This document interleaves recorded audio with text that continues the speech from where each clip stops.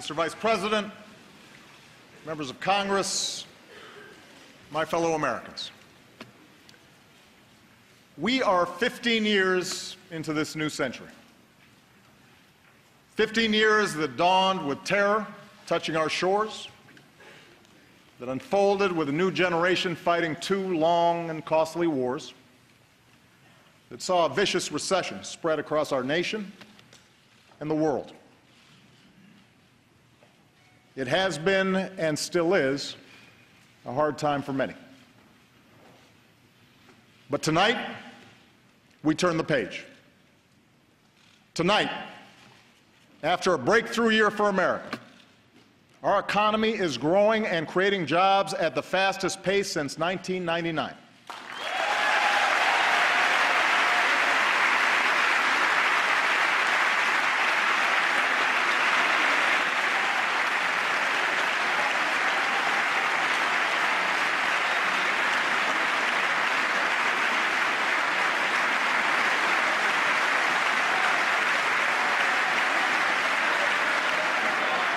Our unemployment rate is now lower than it was before the financial crisis. More of our kids are graduating than ever before. More of our people are insured than ever before.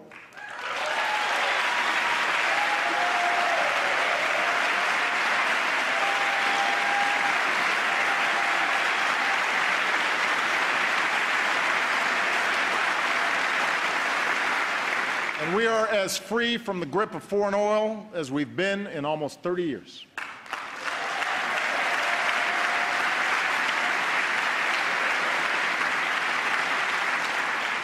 Tonight, for the first time since 9/11, our combat mission in Afghanistan is over.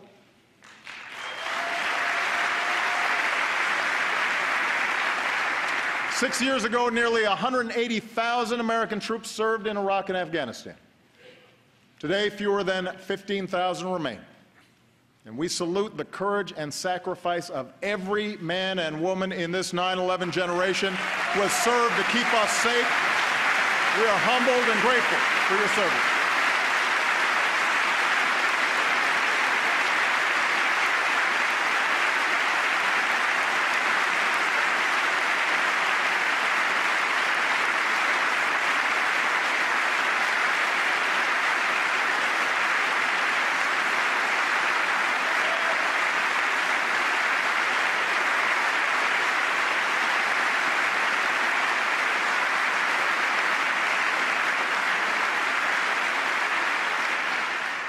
America, for all that we have endured, for all the grit and hard work required to come back, for all the tasks that lie ahead, know this: the shadow of crisis has passed, and the state of the Union is strong.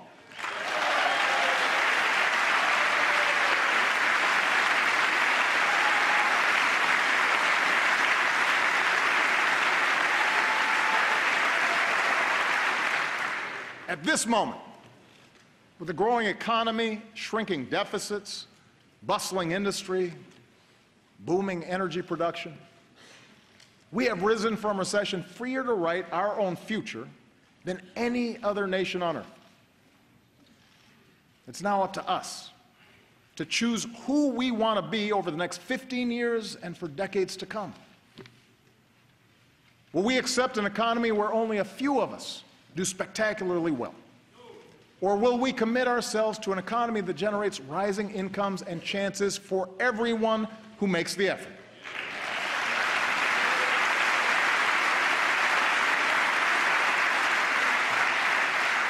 Will we approach the world fearful and reactive, dragged into costly conflicts that strain our military and set back our standing? Or will we lead wisely, using all elements of our power to defeat new threats and protect our planet? Will we allow ourselves to be sorted into factions and turned against one another? Or will we recapture the sense of common purpose that has always propelled America forward? In 2 weeks, I will send this Congress a budget filled with ideas that are practical, not partisan. And in the months ahead, I'll crisscross the country making a case for those ideas. So tonight, I want to focus less on a checklist of proposals and focus more on the values at stake in the choices before us. It begins with our economy.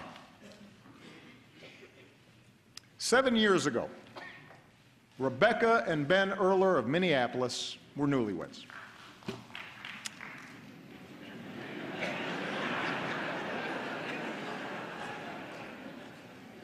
She waited tables, he worked construction. Their first child, Jack, was on the way. They were young and in love in America. And it doesn't get much better than that. If only we had known, Rebecca wrote to me last spring, what was about to happen to the housing and construction market. As the crisis worsened, Ben's business dried up. So he took what jobs he could find, even if they kept him on the road for long stretches of time. Rebecca took out student loans and enrolled in community college and retrained for a new career. They sacrificed for each other. And slowly it paid off. They bought their first home. They had a second son, Henry. Rebecca got a better job and then a raise. Ben's back in construction and home for dinner every night. It is amazing, Rebecca wrote, what you can bounce back from when you have to. We are a strong, tight-knit family who has made it through some very, very hard times. We are a strong, tight-knit family who has made it through some very, very hard times. America, Rebecca and Ben's story is our story. They represent the millions who've worked hard and scrimped and sacrificed and retooled. You are the reason that I ran for this office. You are the people I was thinking of 6 years ago today, in the darkest months of the crisis, when I stood on the steps of this Capitol and promised we would rebuild our economy on a new foundation. And it has been your resilience, your effort, that has made it possible for our country to emerge stronger. We believed we could reverse the tide of outsourcing and draw new jobs to our shores. And over the past 5 years, our businesses have created more than 11 million new jobs.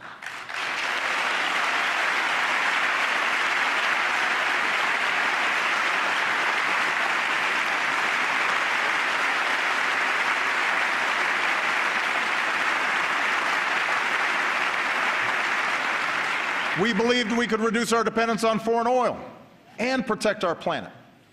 And today, America is #1 in oil and gas. America is #1 in wind power. Every 3 weeks, we bring online as much solar power as we did in all of 2008.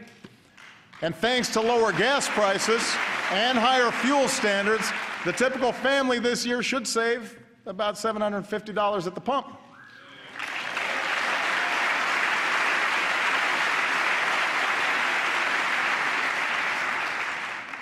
We believed we could prepare our kids for a more competitive world. And today, our younger students have earned the highest math and reading scores on record. Our high school graduation rate has hit an all-time high. More Americans finish college than ever before.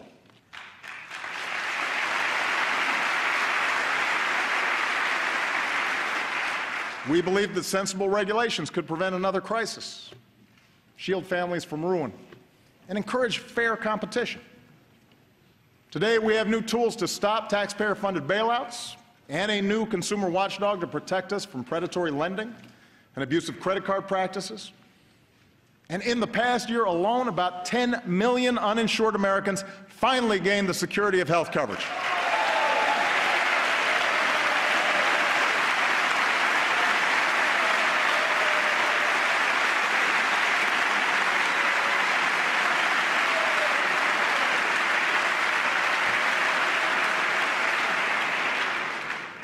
At every step, we were told our goals were misguided or too ambitious, that we would crush jobs and explode deficits.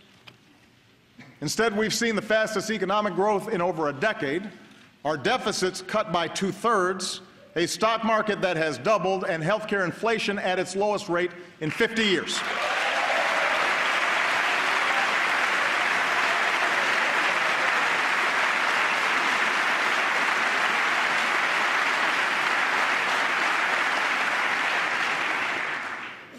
This is good news, people.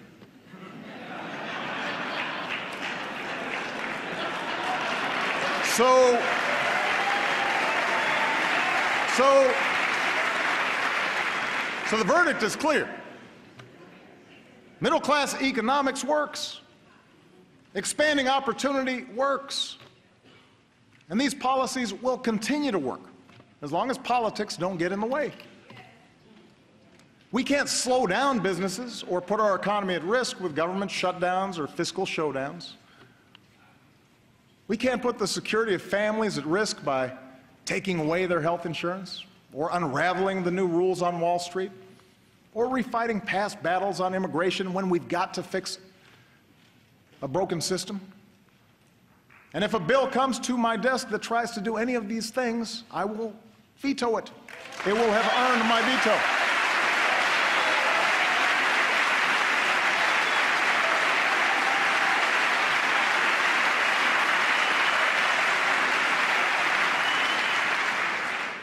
Today, thanks to a growing economy, the recovery is touching more and more lives. Wages are finally starting to rise again. We know that more small business owners plan to raise their employees' pay than at any time since 2007. But here's the thing.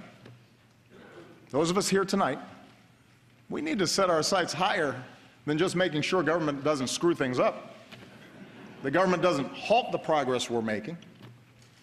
We need to do more than just do no harm. Tonight, together, let's do more to restore the link between hard work and growing opportunity for every American.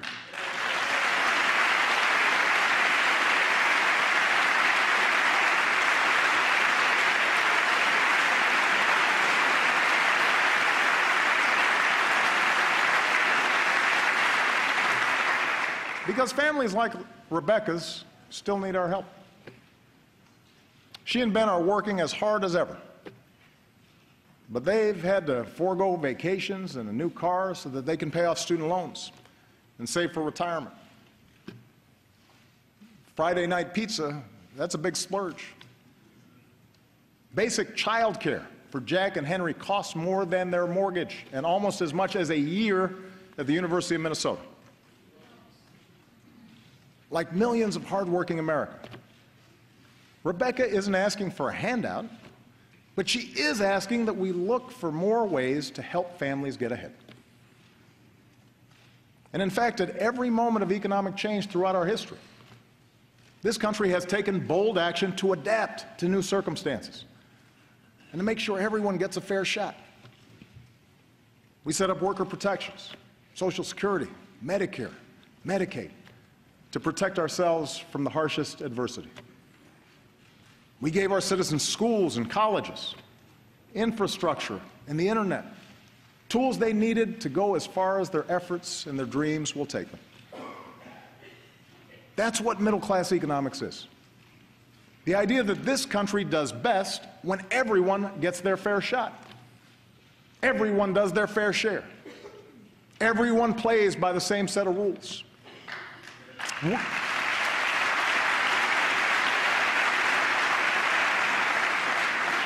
We don't just want everyone to share in America's success, we want everyone to contribute to our success. So what does middle-class economics require in our time? First, middle-class economics means helping working families feel more secure in a world of constant change. It means helping folks afford childcare, college, health care, a home, retirement. And my budget will address each of these issues, lowering the taxes of working families and putting thousands of dollars back into their pockets each year.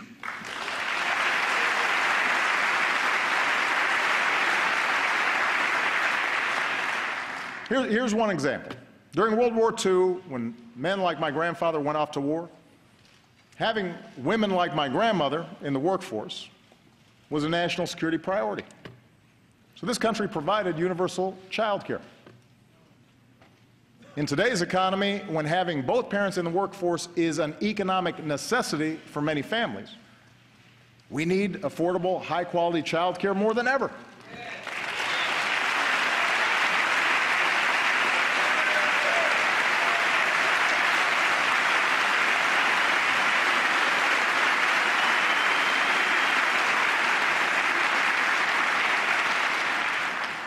It's not a nice to have, it's a must have.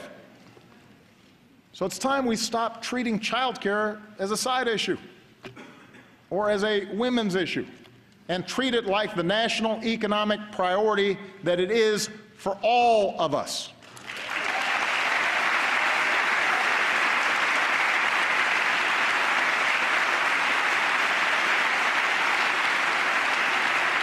And that's why my plan will make quality child care more available and more affordable for every middle-class and low-income family with young children in America, by creating more slots and a new tax cut of up to $3,000 per child per year.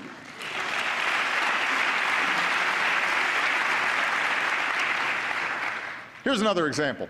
Today, we are the only advanced country on earth that doesn't guarantee paid sick leave or paid maternity leave to our workers. 43 million workers have no paid sick leave. 43 million. Think about that. And that forces too many parents to make the gut-wrenching choice between a paycheck and a sick kid at home. So I'll be taking new action to help states adopt paid leave laws of their own. And since paid sick leave won where it was on the ballot last November, let's put it to a vote right here in Washington. Send me a bill that gives every worker in America the opportunity to earn 7 days of paid sick leave. It's the right thing to do. It's the right thing to do.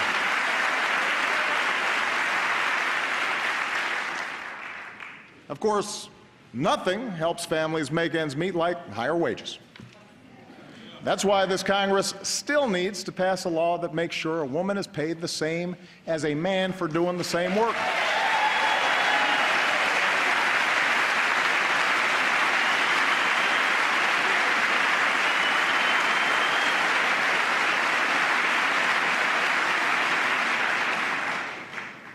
I mean, it's 2015. It's time. We still need to make sure employees get the overtime they've earned.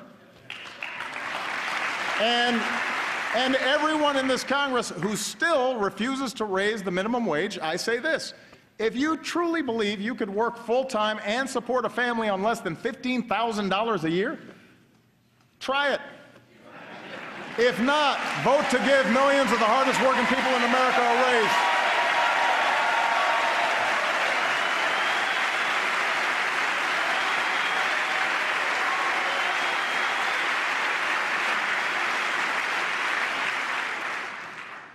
Now, these ideas won't make everybody rich, won't relieve every hardship. That's not the job of government. To give working families a fair shot, we still need more employers to see beyond next quarter's earnings and recognize that investing in their workforce is in their company's long-term interest.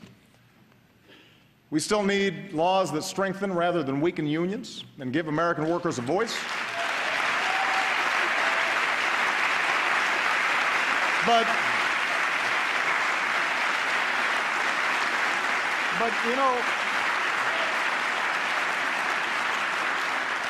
things like child care and sick leave and equal pay, things like lower mortgage premiums and a higher minimum wage, these ideas will make a meaningful difference in the lives of millions of families. That's a fact. And that's what all of us, Republicans and Democrats alike, were sent here to do. And second, to make sure folks keep earning higher wages down the road, we have to do more to help Americans upgrade their skills. You know, America thrived in the 20th century because we made high school free. Send a generation of GIs to college. Train the best workforce in the world. We were ahead of the curve. But other countries caught on. And in a 21st century economy that rewards knowledge like never before, we need to up our game. We need to do more. By the end of this decade, 2 in 3 job openings will require some higher education. 2 in 3. And yet we still live in a country where too many bright, striving Americans are priced out of the education they need. It's not fair to them, and it's sure not smart for our future. And that's why I'm sending this Congress a bold new plan to lower the cost of community college to 0.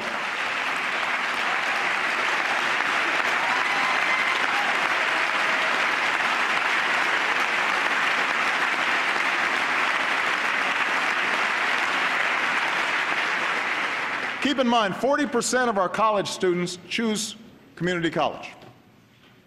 Some are young and starting out. Some are older and looking for a better job.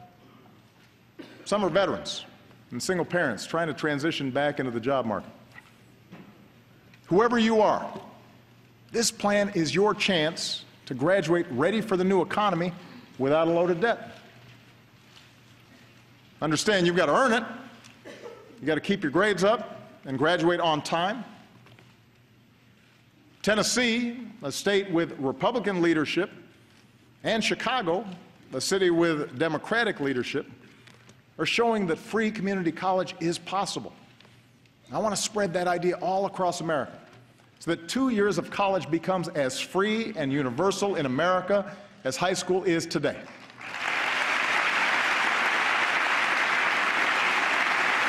Let's stay ahead of the curve.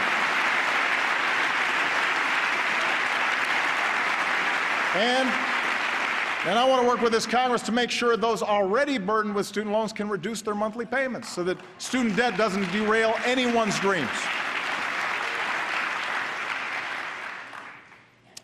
Thanks to Vice President Biden's great work to update our job training system, we're connecting community colleges with local employers to train workers to fill high-paying jobs like coding and nursing and robotics. Tonight, I'm also asking more businesses to follow the lead of companies like CVS and UPS and offer more educational benefits and paid apprenticeships, opportunities that give workers the chance to earn higher-paying jobs even if they don't have a higher education. And as a new generation of veterans comes home, we owe them every opportunity to live the American dream they helped defend. Already we've made strides towards ensuring that every veteran has access to the highest quality care. We're slashing the backlog that had too many veterans waiting years to get the benefits they need. And we're making it easier for vets to translate their training and experience into civilian jobs. And joining forces, the national campaign launched by Michelle and Jill Biden. Thank you, Michelle. Thank you, Jill. Has helped nearly 700,000 veterans and military spouses get a new job.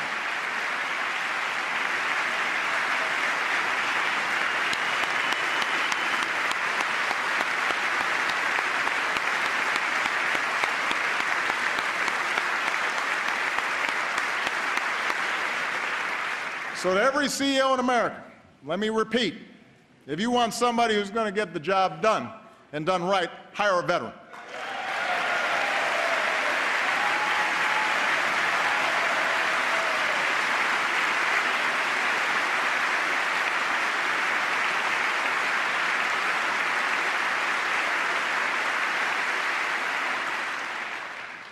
Finally, as we better train our workers, we need the new economy to keep churning out high-wage jobs for our workers to fill. Since 2010, America has put more people back to work than Europe, Japan, and all advanced economies combined.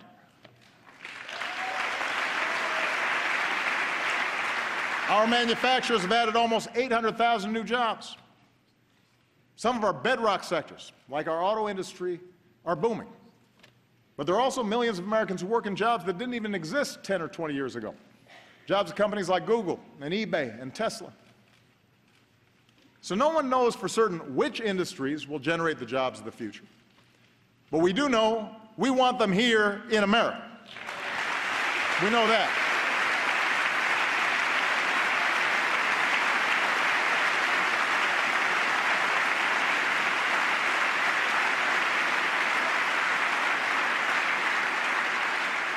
And that's why the third part of middle-class economics is all about building the most competitive economy anywhere, the place where businesses want to locate and hire.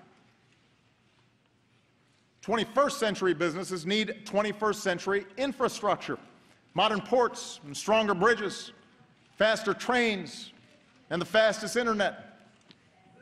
Democrats and Republicans used to agree on this. So let's set our sights higher than a single oil pipeline. Let's pass a bipartisan infrastructure plan that could create more than 30 times as many jobs per year and make this country stronger for decades to come. Let's do it. Let's get it done. Let's get it done. 21st century businesses, including small businesses, need to sell more American products overseas. Today, our businesses export more than ever, and exporters tend to pay their workers higher wages. But as we speak, China wants to write the rules for the world's fastest growing region. That would put our workers and our businesses at a disadvantage. Why would we let that happen? We should write those rules. We should level the playing field. That's why I'm asking both parties to give me trade promotion authority to protect American workers with strong new trade deals from Asia to Europe that aren't just free, but are also fair. It's the right thing to do.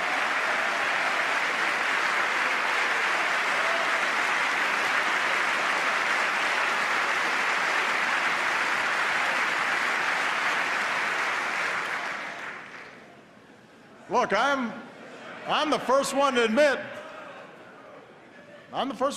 that past trade deals haven't always lived up to the hype. And that's why we've gone after countries that break the rules at our expense. But 95% of the world's customers live outside our borders. We can't close ourselves off from those opportunities. More than half of manufacturing executives have said they're actively looking to bring jobs back from China. So let's give them one more reason to get it done. 21st century businesses will rely on American science and technology, research and development. I want the country that eliminated polio and mapped the human genome to lead a new era of medicine, one that delivers the right treatment at the right time.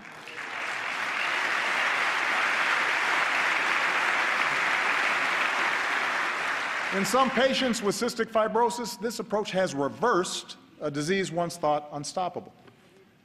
So tonight I'm launching a new precision medicine initiative to bring us closer to curing diseases like cancer and diabetes, and to give all of us access to the personalized information we need to keep ourselves and our families healthier. We can do this.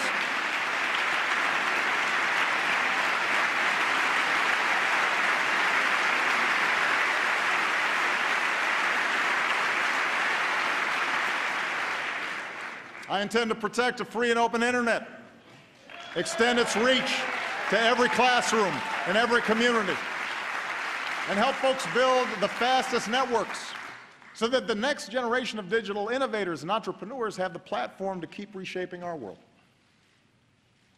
I want Americans to win the race for the kinds of discoveries that unleash new jobs, converting sunlight into liquid fuel, creating revolutionary prosthetics so that a veteran who gave his arms for his country can play catch with his kids again, pushing out into the solar system, not just to visit, but to stay. Last month, we launched a new spacecraft as part of a re-energized space program that will send American astronauts to Mars. And in 2 months, to prepare us for those missions, Scott Kelly will begin a year-long stay in space. So good luck, Captain. Make sure to Instagram it. We're proud of you.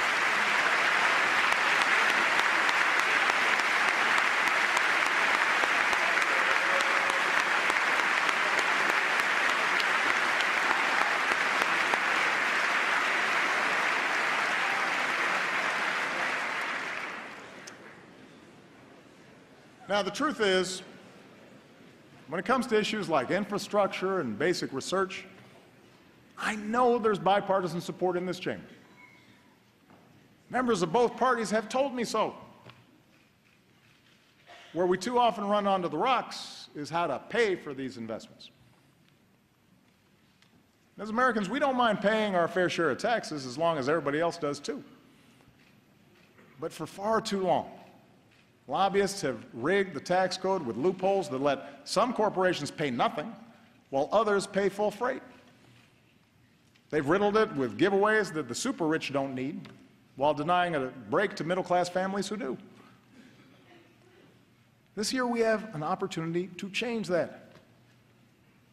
Let's close loopholes so we stop rewarding companies that keep profits abroad and reward those that invest here in America.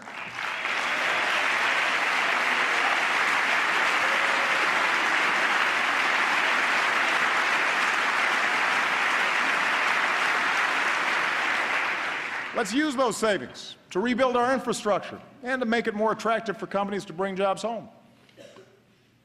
Let's simplify the system and let a small business owner file based on her actual bank statement instead of the number of accountants she can afford.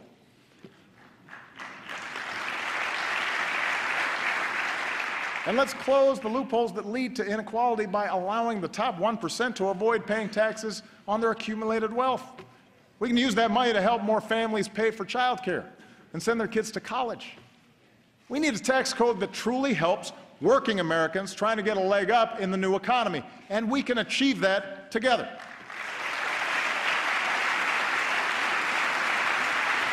We can achieve it together.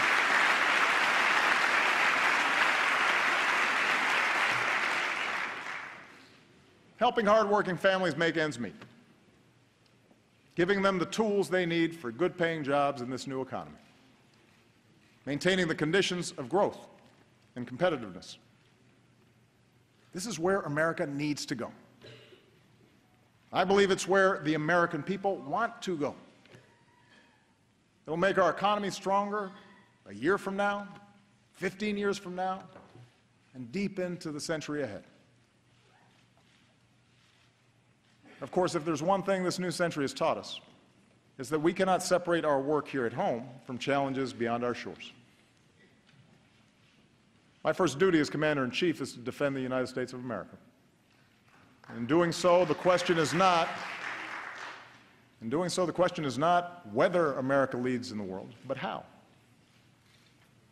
When we make rash decisions, reacting to the headlines instead of using our heads, when the first response to a challenge is to send in our military, then we risk getting drawn into unnecessary conflicts and neglect the broader strategy we need for a safer, more prosperous world. That's what our enemies want us to do. I believe in a smarter kind of American leadership. We lead best when we combine military power with strong diplomacy, when we leverage our power with coalition building, when we don't let our fears blind us to the opportunities that this new century presents. That's exactly what we're doing right now. And around the globe, it is making a difference. First, we stand united with people around the world who've been targeted by terrorists, from a school in Pakistan to the streets of Paris. We will continue to hunt down terrorists and dismantle their networks, and we reserve the right to act unilaterally, as we have done relentlessly since I took office, to take out terrorists who pose a direct threat to us and our allies.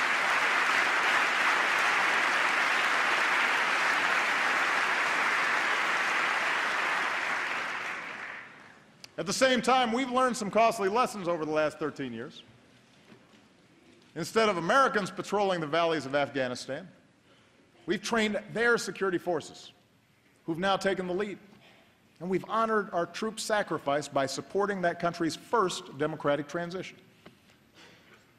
Instead of sending large ground forces overseas, we're partnering with nations from South Asia to North Africa to deny safe haven to terrorists who threaten America.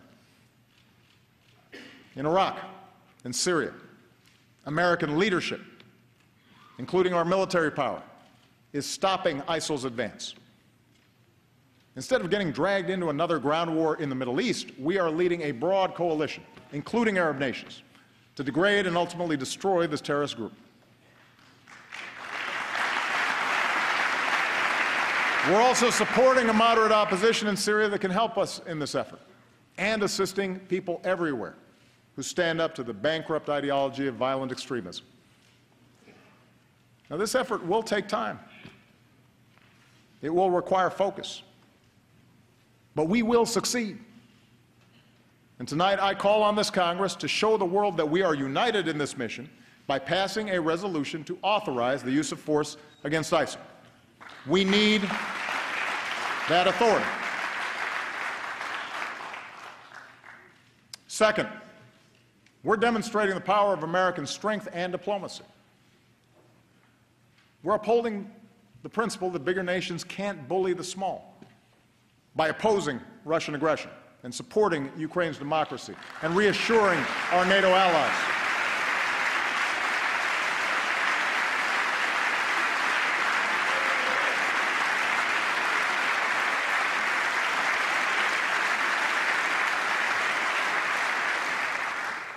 Last year, as we were doing the hard work of imposing sanctions, along with our allies, as we were reinforcing our presence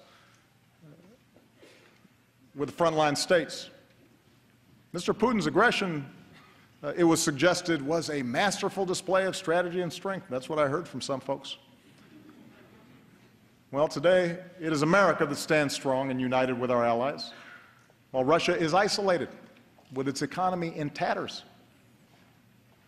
That's how America leads, not with bluster, but with persistent, steady resolve.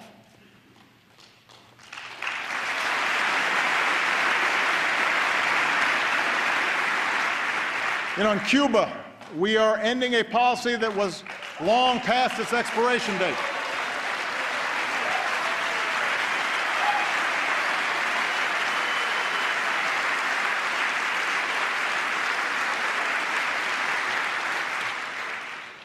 When what you're doing doesn't work for 50 years, it's time to try something new. And our shift in Cuba policy has the potential to end a legacy of mistrust in our hemisphere. It removes a phony excuse for restrictions in Cuba, stands up for democratic values, and extends the hand of friendship to the Cuban people. And this year, Congress should begin the work of ending the embargo. You know, as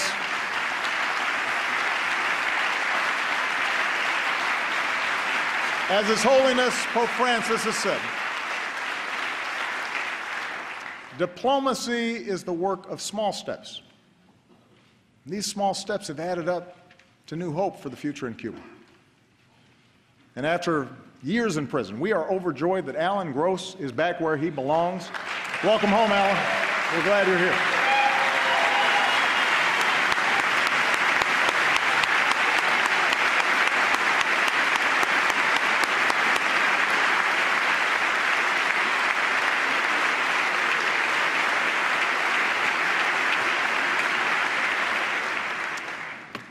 Our diplomacy is at work with respect to Iran, where for the first time in a decade we've halted the progress of its nuclear program and reduced its stockpile of nuclear material.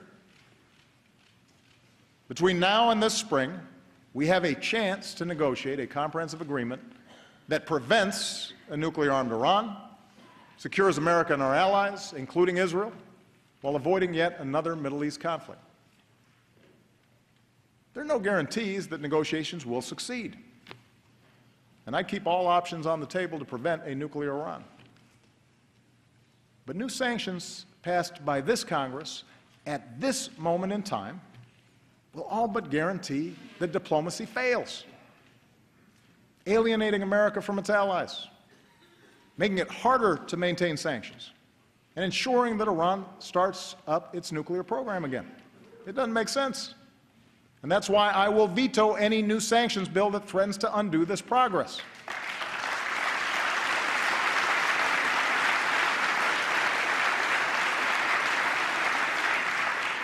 The American people expect us only to go to war as a last resort, and I intend to stay true to that wisdom. Third, we're looking beyond the issues that have consumed us in the past to shape the coming century. No foreign nation, no hacker should be able to shut down our networks, steal our trade secrets, or invade the privacy of American families, especially our kids.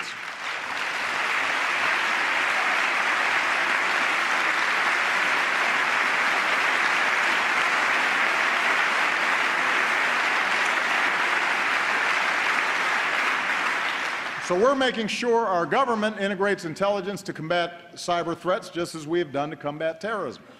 And tonight I urge this Congress to finally pass the legislation we need to better meet the evolving threat of cyber attacks, combat identity theft, and protect our children's information. That should be a bipartisan effort.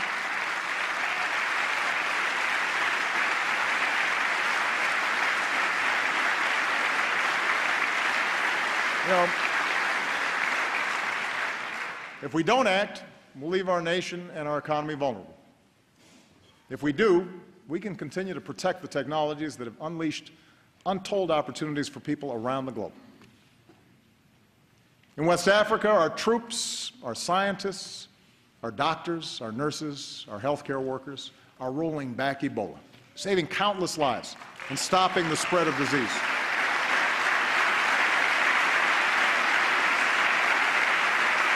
I could not be prouder of them. And I thank this Congress for your bipartisan support of their efforts. But the job is not yet done, and the world needs to use this lesson to build a more effective global effort to prevent the spread of future pandemics, invest in smart development, and eradicate extreme poverty. In the Asia-Pacific, we are modernizing alliances while making sure that other nations play by the rules in how they trade, how they resolve maritime disputes, how they participate in meeting common international challenges like nonproliferation and disaster relief. And no challenge poses a greater threat to future generations than climate change. –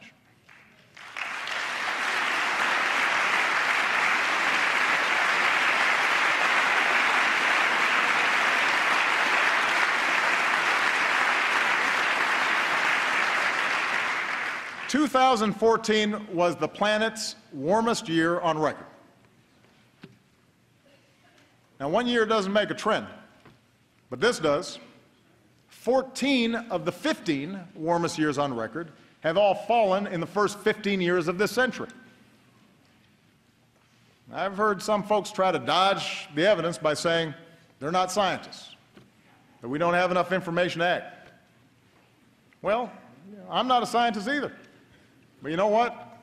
I know a lot of really good scientists at NASA and at NOAA and at our major universities. And the best scientists in the world are all telling us that our activities are changing the climate. And if we don't act forcefully, we'll continue to see rising oceans, longer, hotter heat waves, dangerous droughts and floods, and massive disruptions that can trigger greater migration and conflict and hunger around the globe. The Pentagon says that climate change poses immediate risks to our national security. We should act like it. And that's why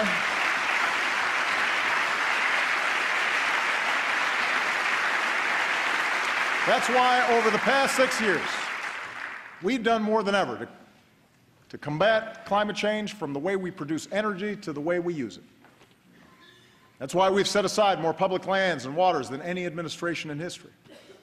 And that's why I will not let this Congress endanger the health of our children by turning back the clock on our efforts.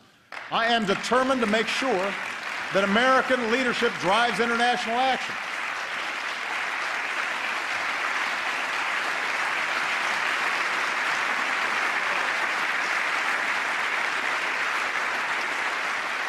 In Beijing, we made a historic announcement. The United States will double the pace at which we cut carbon pollution, and China committed for the first time to limiting their emissions. And because the world's two largest economies came together, other nations are now stepping up and offering hope that this year the world will finally reach an agreement to protect the one planet we've got. And there's one last pillar of our leadership, and that's the example of our values. As Americans, we respect human dignity even when we're threatened, which is why I have prohibited torture and worked to make sure our use of new technology like drones is properly constrained.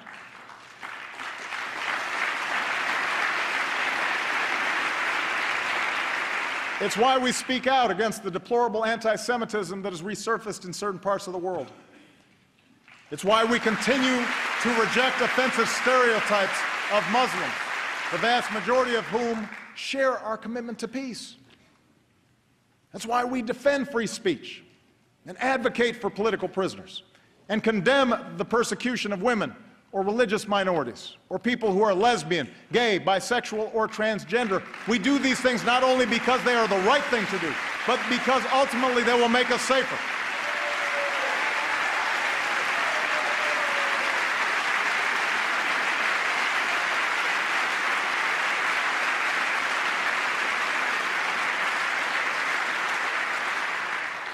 As Americans, we have a profound commitment to justice. So it makes no sense to spend $3 million per prisoner to keep open a prison that the world condemns and terrorists use to recruit. Since I've been president, we've worked responsibly to cut the population of Gitmo in half. Now it is time to finish the job, and I will not relent in my determination to shut it down. It is not who we are. It's time to close Gitmo.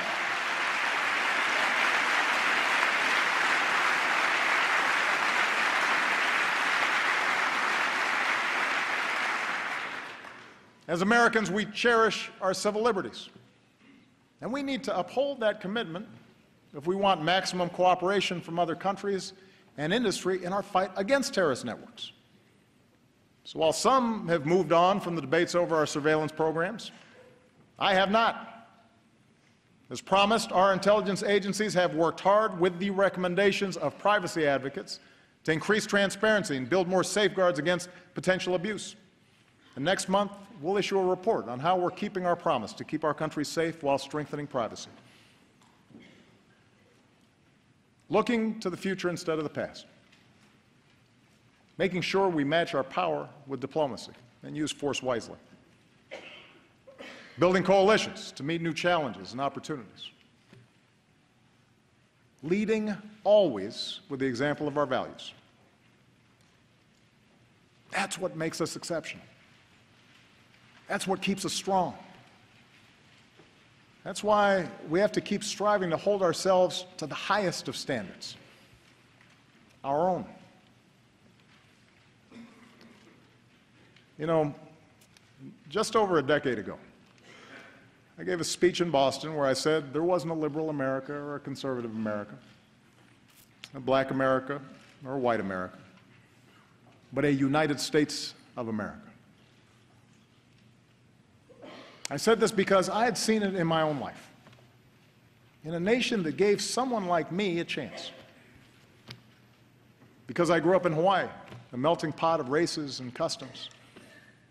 Because I made Illinois my home, a state of small towns, rich farmland, one of the world's great cities, a microcosm of the country where Democrats and Republicans and independents, good people of every ethnicity and every faith, share certain bedrock values.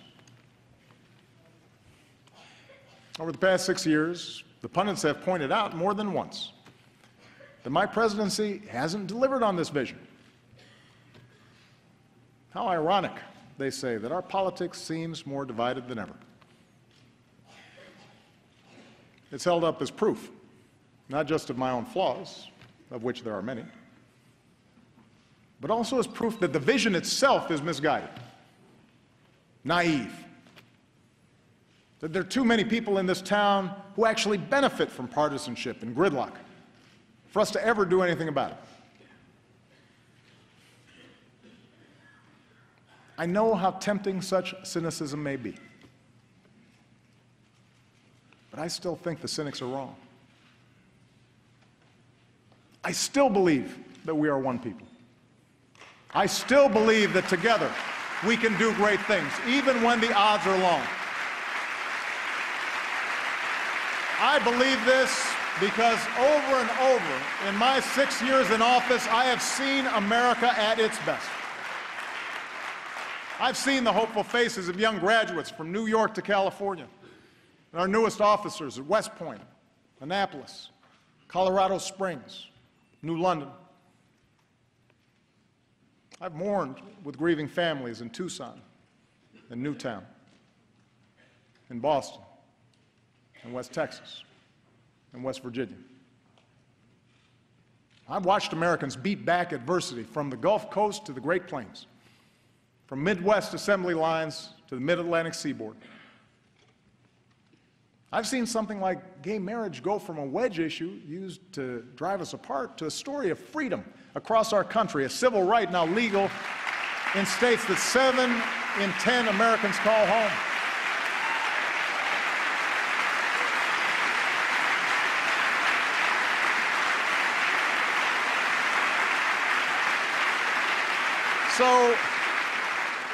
So I know the good and optimistic and big-hearted generosity of the American people, who every day live the idea that we are our brother's keeper and our sister's keeper.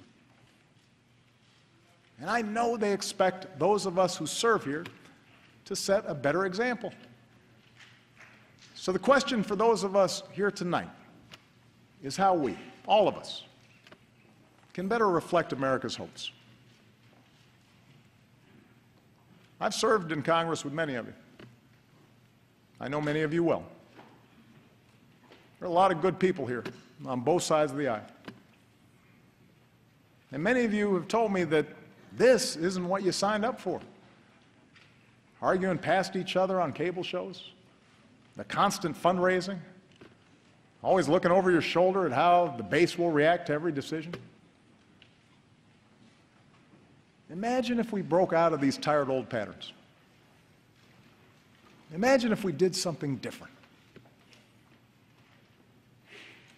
Understand, a better politics isn't one where Democrats abandon their agenda or Republicans simply embrace mine. A better politics is one where we appeal to each other's basic decency instead of our basest fears. A better politics is one where we debate without demonizing each other, where we talk issues and values and principles and facts rather than gotcha moments or trivial gaffes or fake controversies that have nothing to do with people's daily lives. A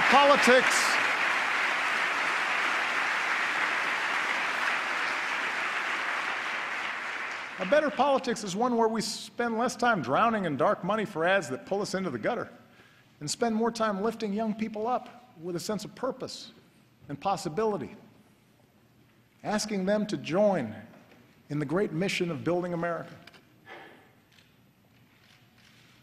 If we're going to have arguments, let's have arguments, but let's make them debates worthy of this body and worthy of this country. We still may not agree on a woman's right to choose, but surely we can agree it's a good thing that teen pregnancies and abortions are nearing all-time lows and that every woman should have access to the health care that she needs.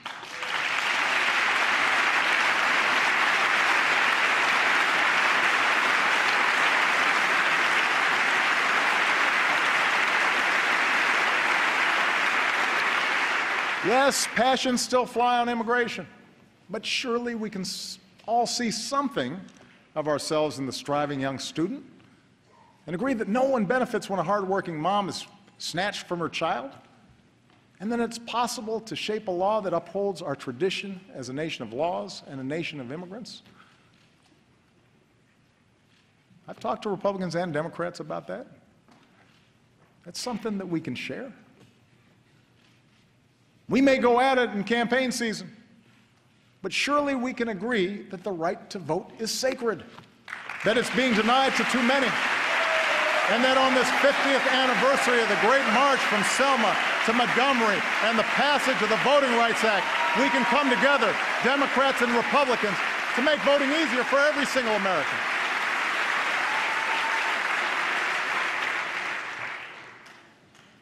We may have different takes on the events of Ferguson and New York,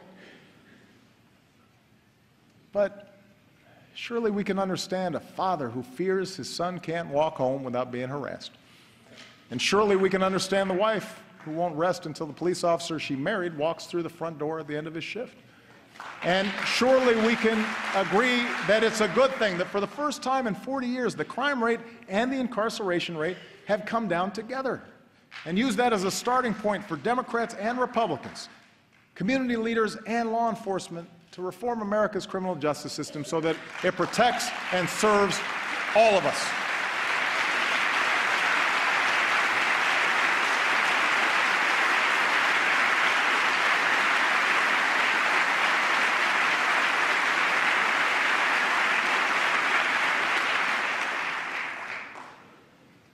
That's a better politics. That's how we start rebuilding trust. That's how we move this country forward. That's what the American people want. And that's what they deserve. I have no more campaigns to run. My only agenda, I know because I won both of them.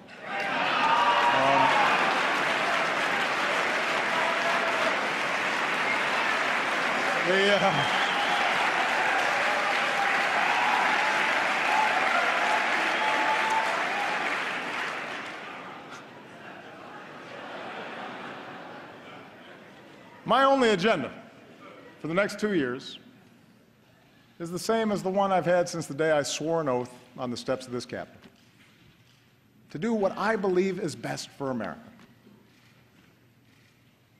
If you share the broad vision I outlined tonight, I ask you to join me in the work at hand. If you disagree with parts of it, I hope you'll at least work with me where you do agree. And I commit to every Republican here tonight that I will not only seek out your ideas, I will seek to work with you to make this country stronger.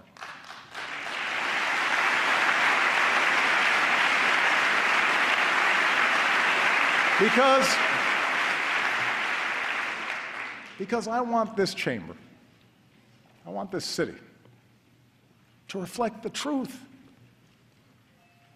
that for all our blind spots and shortcomings, we are a people with the strength and generosity of spirit to bridge divides, to unite in common effort, to help our neighbors, whether down the street or on the other side of the world.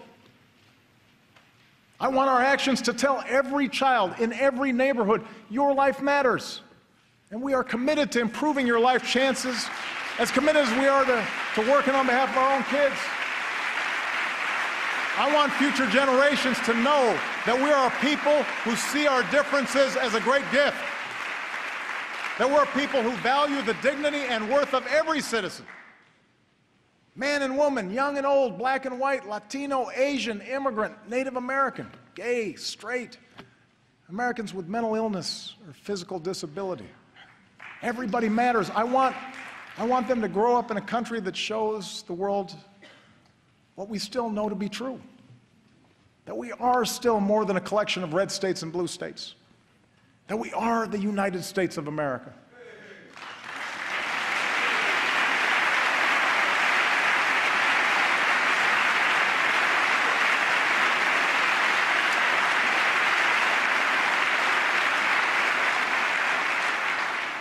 I want them to grow up in a country where a young mom can sit down and write a letter to her president with a story that sums up these past 6 years.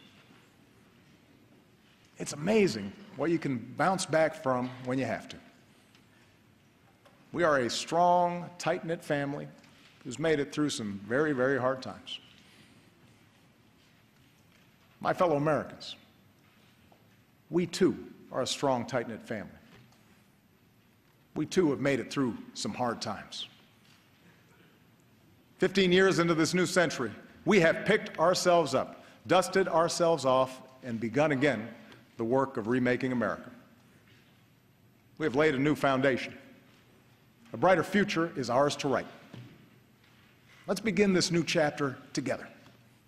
And let's start the work right now. Thank you. God bless you. God bless this country we love. Thank you.